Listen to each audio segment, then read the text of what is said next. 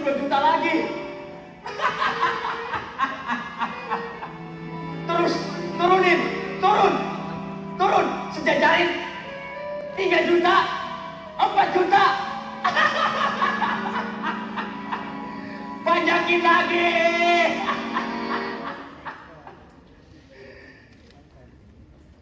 Mau turun sih? Coba 1, 2, 3 cik. Tas. Berisik ah. 3, 2, 1, 1, 2, 3 Java audio production. Bagian saya. 2, 3 cik. Maaf. Ternyata sudah ramai begini. Baiklah.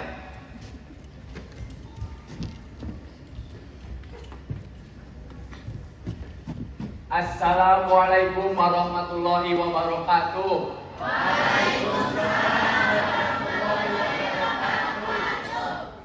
Selamat pagi. Selamat datang. Pada kesempatan kali ini, saya akan mencalonkan diri sebagai ketua daerah. Tapi sebelum itu, saya ingin menyampaikan visi dan misi saya. Visi dan misi saya terbagi ke dalam 3 hal. Kemakmuran, kesejahteraan, dan juga keadilan. Oleh karena itu, bapak-bapak dan juga ibu-ibu, jangan lupa pilih saya ya. Jangan lupa pilih saya. Jangan lupa pilih saya ya. Hei, jangan lupa pilih saya.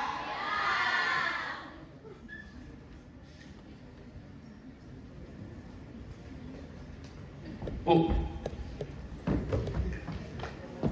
ini untuk ibu. Tidak apa-apa, Bu. Ambil saja. Jangan lupa pilih saya ya. Ya baiklah, saya akan menjabat dengan baik dan benar. Pilih saya ya. Bu,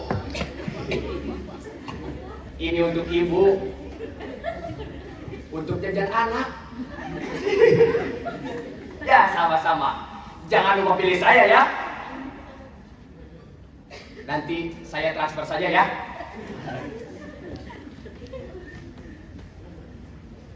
Bu Guru juga mau. Ini Bu, tidak seberapa. Ibu kan capek udah ngajar murid. Ya. Jangan memilih saya ya. Suara apa itu? Suara apa itu? Bukan saya. Bukan saya. Tidak, bukan saya koruptornya. Bukan saya koruptornya. Bukan saya koruptornya.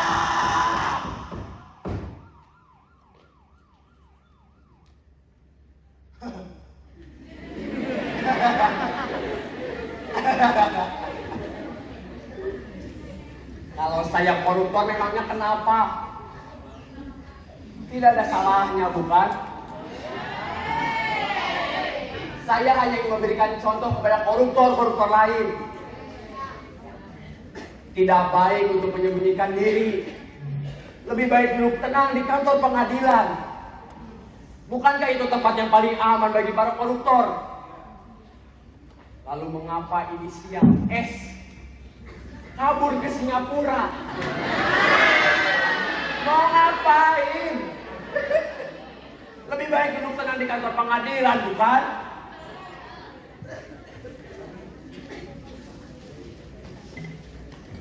Saya tidak diberlakukan seperti maling ayam, diberi kekerasan seperti para mahasiswa, dan sampai dilindas seperti ojek online.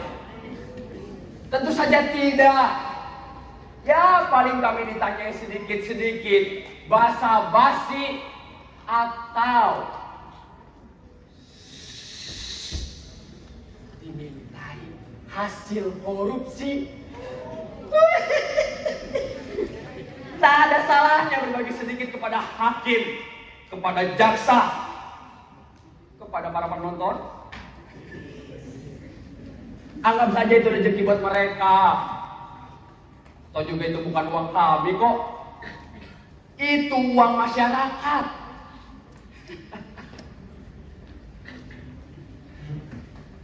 Saya tak hendak membantah bahwa saya memang koruptor kakap. Memangnya kenapa? Memangnya kenapa? Itu urusan pengacara saya agar saya tak terlihat bersalah. Koruptor macam saya jelas-jelas aset berharga bagi negara ini. Kamilah yang menggerakkan roda-roda perekonomian. Dengan korupsi, uang jadi terdistribusi. Jujur saja, kami tidak menikmati hasil itu sendiri. Kami juga ikut membantu pembangunan rumah ibadah, penyantunan anak yatim, menyokong kegiatan olahraga, iuran 17-an, dan memproduksi MBG. Dengan cara itu kami menjadi dihormati. Karena sebagai koruptor, kami tahu cara mengelabui. Seperti duduk di depan ketika ada hajatan. Baiklah. Atau dimintai berbicara ketika ada pengajian. Tes, tes. Tes, tes. Tes, tes. Tes, tes. Naif. Jika seluruh para mahasiswa terus menuntut agar koruptor dipenjarakan, mau ditempatkan di mana? Mau ditempatkan di mana, ha? Karena 70% warga Republik Indonesia ini pasti akan dipenjara. Bagaimana cara kalian bisa memberantas kami? Hah? Korupsi itu ibarat gerbong lokomotif yang membawa gerbong-gerbong perekonomian. Maka dari itu, memberantas korupsi sama saja hanya menggulingkan gerbong-gerbong keuntungan. Itu berbahaya. Bisa terjadi keonaran bagi para demonstran bayaran. Karena sebagai koruptor yang baik dan benar, saya tidak ingin hal itu terjadi. Saya koruptor yang cinta damai.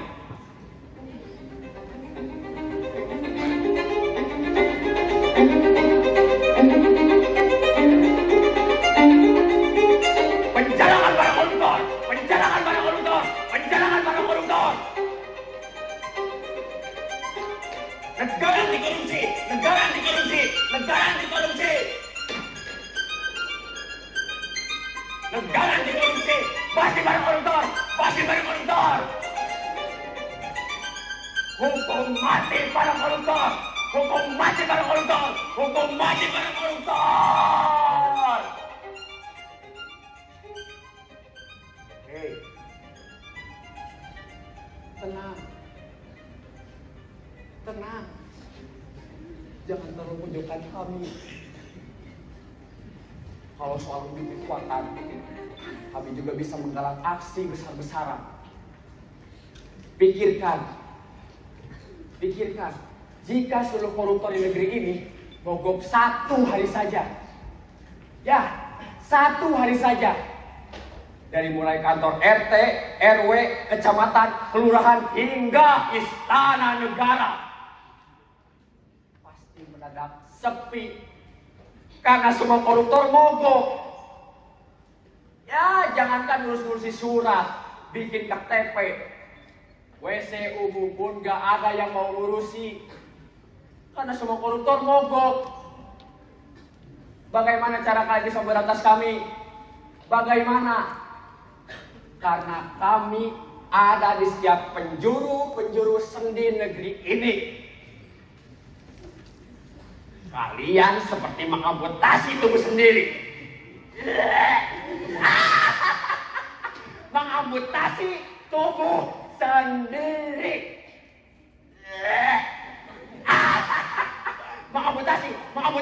Mengamputasi tubuh sendiri.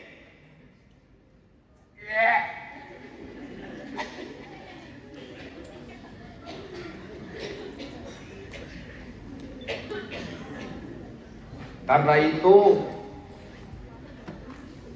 marilah kita hidup berdampingan dengan damai. Yang koruptor dan yang gak koruptor, apa sih bedanya? Apa bedanya? Itu hanya soal kesempatan yang tertunda. Maka dari itu, yang belum korupsi pun hanya soal kesempatan yang tertunda. Koruptor atau bukan, semua akan dapat tempat. Marilah, mulai saat ini, anggap saja koruptor sebagai bagian dari perekonomian negara. Sudah banyak utangnya, malah banyak juga korupsinya. Saya tidak malu mengaku seperti ini. Saya justru bangga mengaku sebagai koruptor. Saya hanya ingin memberikan contoh kepada rekan koruptor lain. Kalaupun korupsi, ya korupsi yang budiman. Ya kalaupun maling, ya maling yang budiman. Seperti saya. Karena siapa lagi yang peduli terhadap orang kecil kalau bukan saya? Negeri ini menjadi seolah-olah dan seakan-akan, seolah-olah agamawan, seolah-olah negeri hukum, seakan-akan intelektual, seolah-olah wakil presiden, padahal seorang anak tukang kayu. Marilah mulai saat ini kita anggap koruptor sebagai pahlawan tanpa tanda jasa. Tapi banyak uang rakyat yang berjasa bagi negeri ini agar makin terjerumus ke dalam kemiskinan.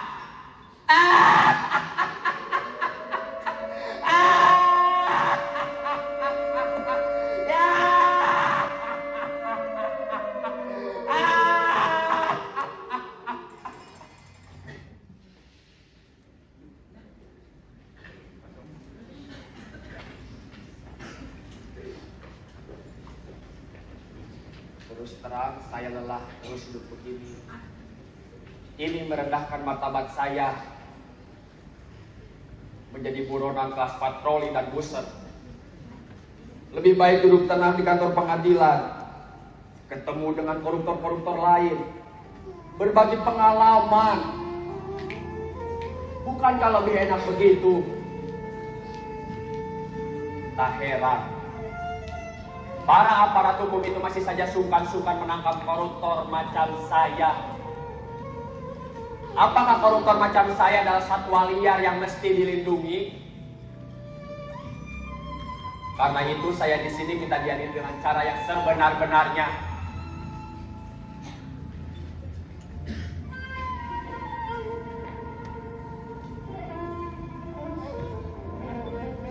Bapak Hakim yang terhormat,